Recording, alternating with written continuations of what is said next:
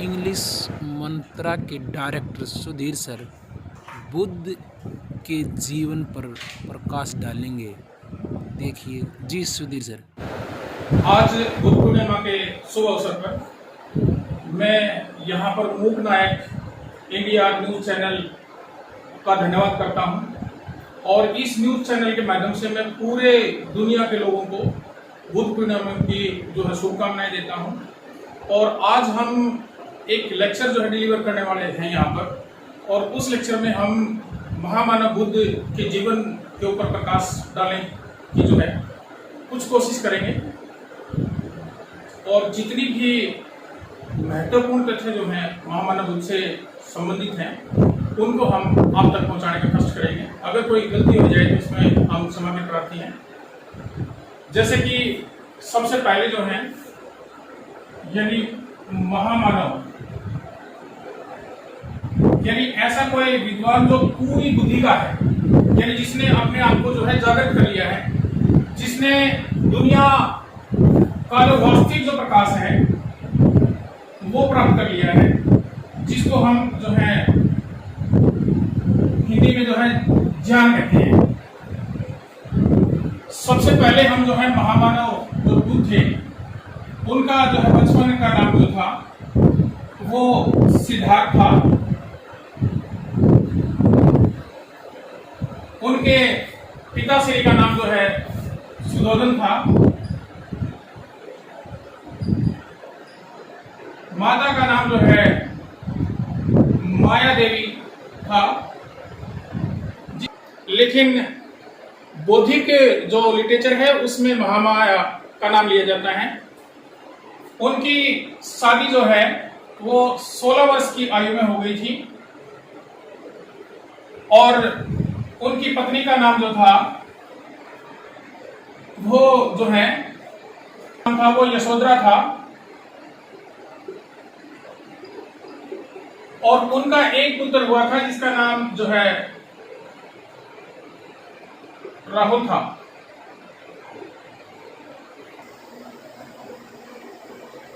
प्रांत थे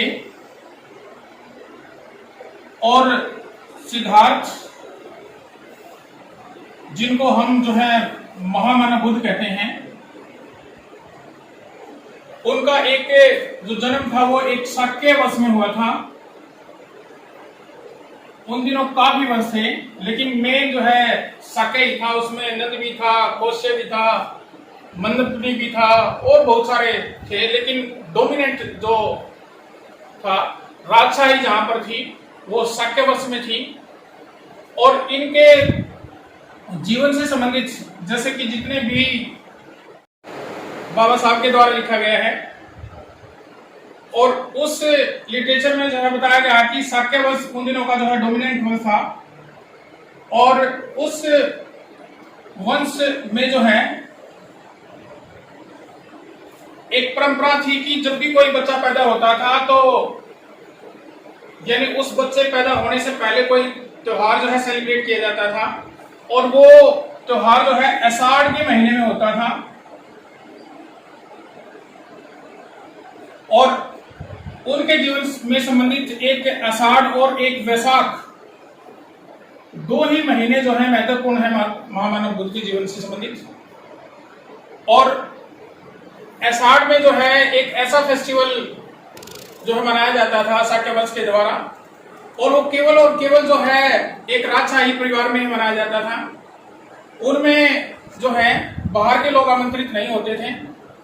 तो वो आषाढ़ का जो फेस्टिवल था उसको मनाने के बाद और उस सपने को महामाया ने जो है राजा जो है सुधोधन को बताने की कोशिश की, लेकिन राजा सुधोधन को उस सपने के बारे में कोई ज्यादा समझदारी नहीं आई। और उन्होंने जो है बाहर के जो हैं बहुत सारे जो हैं जिनमें 8 जो है पंडित शामिल थे उनको बुलाया गया। पंडित का मतलब कोई कास्ट नहीं होती। पंडित का मतलब है पढ़ा लिखा इंसान, यानी जिसको जो है अपनी बुद्धि का प्रयोग पता हो कि क्या अच्छा है क्या बुरा है, और जिन्होंने ज्ञान को प्राप्त करके अपनी बुद्धि को प्रकाशमय कर लिया है उसका नाम, और कुछ विद्वानों को बुलाया और साधु संतों को बुलाया और कहा कि जो बच्चा हमारा पैदा होगा उसका हम क्या नाम रखेंगे, वो कैसा होगा। और कुछ दिन के बाद जो है वो बच्चा पैदा हो जाता है, इन पंडितों की जाने के बाद जो है, जो कि प्रोसेस होता है 8 या 9 महीने का। उसके बाद जो है बच्चे का जन्म होता है जिसका नाम जो है सिद्धार्थ रख दिया जाता है। और जैसे ही सिद्धार्थ पैदा हुआ तो फिर जो है एक समायोजन जो है राजा सुधोधन ने अपने घर में करवाया, अपने महल में करवाया। और उनमें से कुछ जो साधु थे या कुछ जो पंडित लोग थे और कुछ जो विद्वान लोग थे, उन्होंने कहा कि ये बच्चा जो है एक बहुत बड़ा जो है आदमी बनेगा, जो बुद्धि को प्राप्त कर जाएगा, और ये बच्चा जो है आगे जाके जो है एक सांसारिक जो है महात्मा बनेगा, जो कि दुनिया को ज्ञान देगा। गरीबों या जो ऐसे लोग जिनको बुद्धि नहीं है या बुद्धि से काम नहीं करते, उन लोगों को बताएंगे और इस प्रकार से दुनिया में उनका एक बहुत बड़ा नाम होगा। वो एक अपना ही खुद का ही धर्म स्थापित करेंगे जो कि आज तक दुनिया में नहीं है। और उसी का नाम बाद में जो है सिद्धार्था, जिसको हम जो है आजकल महामानव बुद्ध कहते हैं, यानी उन्होंने जो है बौद्ध धर्म का जो है स्थापना की, जिसको आज हम बौद्ध, हिंदी में धम्म पाली भाषा का शब्द है और जिसको हिंदी में जो है धर्म कहते हैं। इसके बाद फिर उन्होंने जो है अपने 5 जो शिष्य थे, जिनमें आनंद सबसे प्रमुख था, उनको अलग प्रकार से ज्ञान यानी बौद्ध धर्म के बारे में जो है ज्ञान देने की कोशिश की। और उसी ज्ञान को जो है आजकल जो है हम पिटकों में जानते हैं, जिनको आज हम पिटकों में जानते हैं। और अगर मैं आज आधुनिक काल की बात करूं तो महामानव बुद्ध जो है, वैसे तो दुनिया में बहुत सारे विद्वानों ने दुनिया में जन्म लिया है, चाहे हम बहुजन समाज में जन्मे जो है रैदास की बात करें, कालिदास की बात करें, या फिर वाल्मीकि जी की करें, या फिर जो है करें, तो इस प्रकार से। लेकिन उन सब में भी जो है महामानव बुद्ध सर्वोपरि हैं और उन्होंने जो है ये ज्ञान जो है समय में ही प्राप्त किया था, जिन्होंने बुद्ध धर्म में भी उन्होंने कहा कि be the light of your self.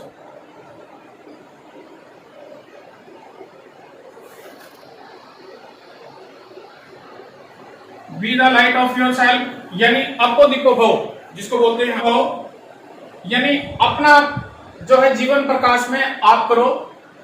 और उन्होंने जो है एक शिक्षा दी थी कि यानी ज्ञान को कैसे प्राप्त किया जाए।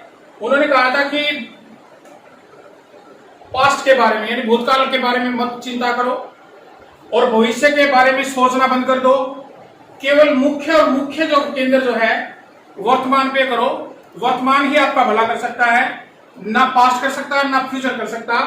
इसलिए जो है उन्होंने एक मूल मंत्र सभी को दिया था कि be the light of your self, और जिसका हिंदी मतलब होता है अपो दीपक हो, यानी अपना दीपक आप बनो। इसके बाद फिर जो है उन्होंने इसी संदर्भ में ये भी कहा था कि घृणा जो है, जिसको इंग्लिश में हम हेट कहते हैं, यानी घृणा जो है वो घृणा करने से नहीं फैलती, यानी hate is not spread by hating, it's decrease by loving, यानी ये जो है प्यार से ही ज्यादा कम हो सकती है, घृणा करने से नहीं बढ़ती है।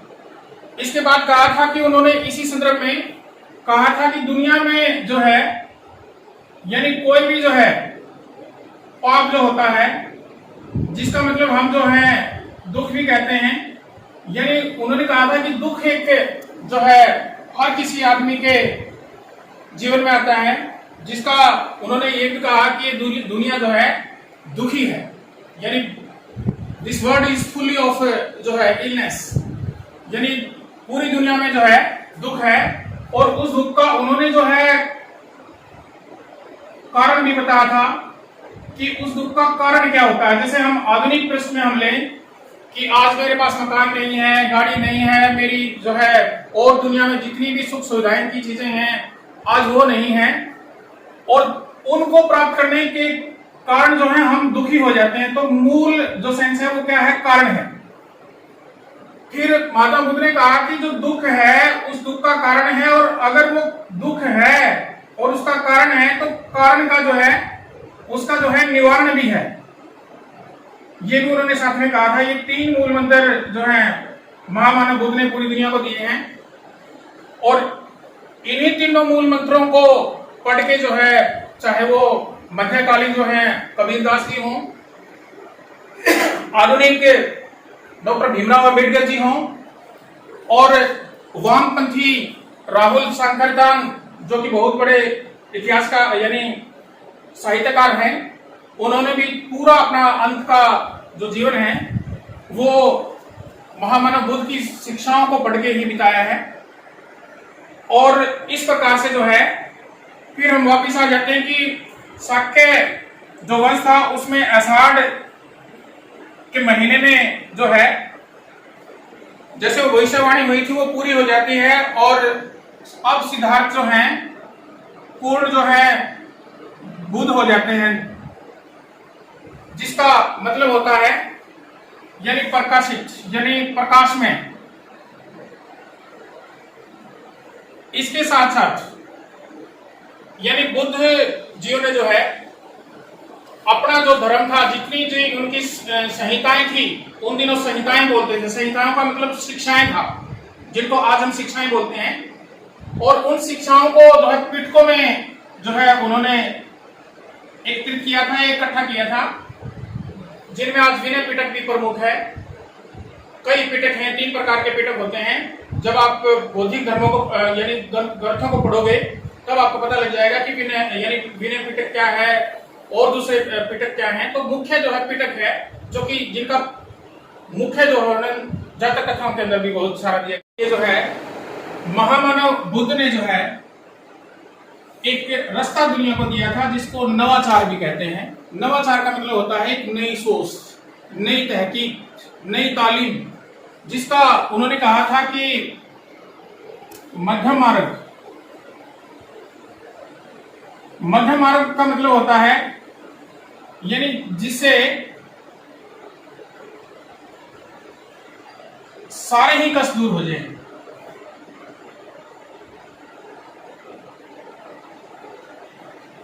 जिसको इंग्लिश में जो है मिडिल पाथ बोलते हैं। मिडिल पाथ का मतलब यहाँ बीच का रास्ता नहीं है।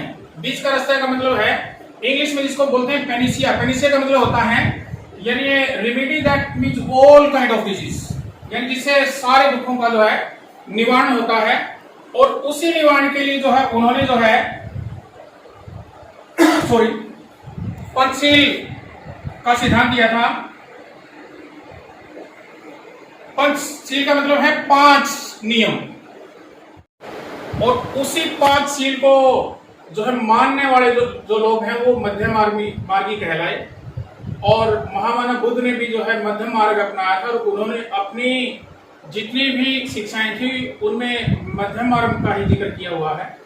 उन 5 शीलों में सबसे पहला था पाणातिपाता वेरमणि सिक्खापदम समादियामि। दूसरा था अदीना दाना वेरमणि सिक्खापदम समादियामि। तीसरा था कामेशु मिच्छाचारा वेरमणि सिक्खापदम समादियामि। चौथा था मूसावादा वेरमणि सिक्खापदम समादियामि। और 5वां जो कि अंतिम था सूर्यमेरिया मज्जपमादठाना वेरमणि सिक्खापदम समादियामि। यानी इन 5 शीलों में दुनिया की सारी जितनी भी बुराइयां हैं, चाहे वो शराब से हैं, चाहे बुरे आचरण से हैं, चाहे वो व्यभिचार से हैं, चाहे वो जो है गलत व्यवहार से हैं, यानी उन सारी चीजों का निवारण इन चीजों में बताया था। और इन्हीं 5 शीलों को जो है पढ़ के और ग्रहण करके आदमी जो है मध्य मार्गी जो है कहलाया है। महामानव बुद्ध ने जो दुनिया को दिए थे उनको मैं बारी बारी से एक एक को अलग करके आपको बता रहा हूं। आपको मैंने पहले जो है आपको पाली भाषा में बताए थे। अब हिंदी में इनका अनुभव पाणातिपाता वेरमणि का मतलब होता है यानी मैं किसी भी प्राणी हत्या से दूर रहूंगा। प्राणी हत्या का मतलब है यानी दुनिया में जितने भी एक चींटी से लेकर जो एक हाथी तक जो है जितने भी जीव हैं उनका जो है किसी प्रकार से गुस्सा या किसी स्वाद में आके जो है उनकी हत्या नहीं करूंगा, क्योंकि हत्या जो है दो प्रकार की होती है। एक आदमी जो है अपनी जीभ के स्वाद में करता है जैसे पूरी दुनिया करती है, दूसरी हत्या जो है वो गुस्से में होती है जैसे दुनिया में जग जाहिर है। जो शील होता है वो है अदीना दाना वीर मणि शिखा पदम समाधियामी। यानी इस शील में जो है महावीर बुद्ध ने कहा है कि चोरी, मैं किसी भी प्रकार की चोरी से दूर रहूंगा। दुनिया में जितनी भी प्रकार की चोरियां होती है वैसे चोरी भी दो ही प्रकार की होती हैं। एक सामने से चोरी, जैसे मान लिया मैंने आप में से किसी का मोबाइल चुरा लिया, किसी का जो है कोई लैपटॉप उठा लिया या कोई बोतल उठा ली या कोई और चीजें उठा ली, तो वो सामने से चोरी है और हमने जिस भी व्यक्ति की थी उसकी अनुमति लिए बगैर वो चीजें ले ली और वो सामने की चोरी होती है। फिर दूसरी जो चोरी होती है वो पीछे की चोरी होती है। पीछे की चोरी का मतलब है भाई कोई आदमी जो है सर्विसमैन है या फिर जो है किसी जगह कार्य करता है, उसके घर से पीछे से चोरी हो जाए, उसकी गैर हाजिरी में चोरी हो जाए तो वो पीछे से चोरी होती है। तो इस प्रकार से चोरी भी दो प्रकार की होती है, पहली चोरी जो है सामने से और दूसरी चोरी जो है पीछे से। यही है। उस तीसरे शील का नाम है कामेशु मिच्छाचार वीरमणि शिखा पदम समाधियामी। कामेशु मिच्छाचार का मतलब यहाँ पर उन्होंने बताया कि काम का मतलब है वासना, वासना का मतलब है व्यभिचार, यानी जो दुनिया में आज प्रचलित है। दुनिया में यानी एक आजकल जो जैसे छोटी छोटी बेटियों के साथ जो है व्यभिचार बहुत सारे लोग कर जाते हैं, बहुत से, और वो व्यभिचार को ही, उस व्यभिचार को ही जो है कामेशु बोला गया है। तो महामानव बुद्ध ने इससे बचने के लिए एक मूल मंत्र दिया था दुनिया के लोगों को। उन्होंने कहा था कि जितनी भी औरतें हमारे से बड़ी उम्र की हैं उनको हमें माँ का दर्जा देना चाहिए। जो स्त्रियां या महिलाएं जो हैं हमारे बराबर की हैं वो हमारी सभी बहनें हैं, और जो हमारे से उम्र में छोटी हैं वो हमारी बेटियां हैं। तो इस प्रकार से उन्होंने कहा था कि जब इस प्रकार की सोच हमारे मन में आ जाएगी तो हम उस व्यभिचार से, उस कामेशु से जो है, उस काम वासना से जो है मुक्त हो सकते हैं, और ये सबसे सीधा जो है सरल रास्ता है। वो था मूसावादा वीरमणि शिखा पदम समाधियामी। मूसावादा का मतलब होता है निंदा। जैसे उन्होंने अपनी शिक्षा में ये भी कहा कि हमें किसी भी प्रकार की निंदा का मतलब है यानी चुगली करना किसी, यानी हमें किसी भी प्रकार की किसी भी स्तर पर किसी भी व्यक्ति की जो है निंदा नहीं करनी चाहिए, क्योंकि निंदा भी एक दुख का कारण होता है और उसका निवारण यही है कि हम उस निंदा से बच जाएं। बुद्ध ने दुनिया को दिया था वो था कि सुरा मेरी मज्जपमा जठाना वीरमणि शिखा पदम समाधियामी। सुरा का मतलब यहां पर उन्होंने लिया था कि यानी कच्ची या पक्की। आप किसी भी प्रकार की कच्ची या पक्की जो शराब है, यानी वैसे तो दुनिया में कहा गया कि सारे ही नशे खराब हैं, लेकिन जो शराब का जो नशा है उन्होंने कहा था कि वो अगर मान लिया 1 महीने से भी भूखा अगर शेर आ जाए और जैसे नंगी तलवार लेके आदमी आपके पास आ जाए, यानी उससे भी खतरनाक जो है वो सुरा है, क्योंकि वो शेर और वो तलवार तो केवल आपको ही मारेगी, लेकिन जो शराब है यानी वो इन 5 शीलों को खा जाती है। 5 शीलों का मतलब है यानी 4 शीलों का मतलब है कि पूरा का पूरा कुल, पूरा का पूरा देश, पूरी की पूरी दुनिया यानी उसको खा जाती है। इसलिए उन्होंने कहा था कि हे मानव, आप किसी भी प्रकार की कच्ची या पक्की शराब से जो है या दुनिया के किसी भी नशे से जो है आप उससे दूर रहें, उसके साथ नजदीका ना करें। ये इसी में आपकी भलाई है। और यदि आप इन 5 जो है शीलों को अपने जीवन में उतारते हैं तो महामानव बुद्ध ने कहा था कि दुनिया में जो है आपके सामने जो है उसका कोई कारण नहीं होगा, और कारण ही नहीं होगा तो निवारण आपके पास उसका हो गया है। अपने अनुयायियों के साथ जो बैठे हुए थे, उनमें उनका मुख्य शिष्य जो था आनंद था, जिसको आनंद भिक्षु के नाम से भी जानते हैं।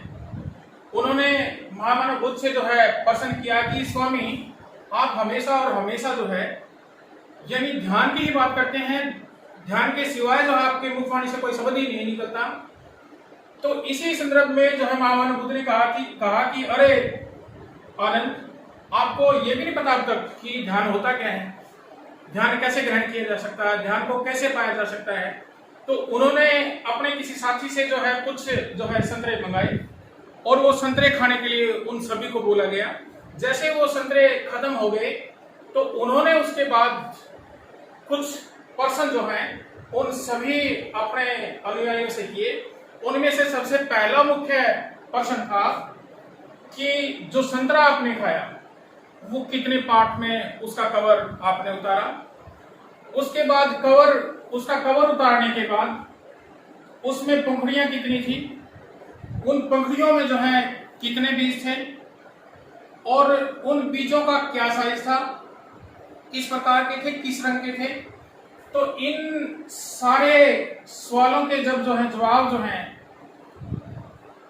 आनंद को नहीं आए, उन्होंने कहा कि मुझे ये भी नहीं पता कि संतरा जो है मैंने कितने पार्ट्स में उसको अनकवर किया, उसको ओपन किया। फिर उसने कहा कि मुझे तो ये भी नहीं पता कि इसमें जो है पंखुड़ियां कितनी थी। फिर उन्होंने कहा कि मुझे तो ये भी नहीं पता कि इसमें जो है बीज कितने थे। और फिर मुझे ये भी नहीं पता कि मैंने खा तो लिया कि उन बीजों का रंग भी कैसा था। तो उनके बाद फिर महामानव बुद्ध ने फिर उसका आंसर बताया कि यही तो ध्यान था। तो उसी प्रकार से संतरा मैंने भी खाया है। मैं आपको बताता हूं कि मैंने संतरा कितने पार्ट्स में ओपन किया, उसकी कितने जो है पंखुड़ियां थी, उनमें जो है कितने जो है बीज थे, उन बीजों के क्या रंग थे। और इन्हीं सब के साथ साथ मुझे ये भी पता चला कि इस संतरे का मेरे शरीर में क्या इम्पैक्ट होगा।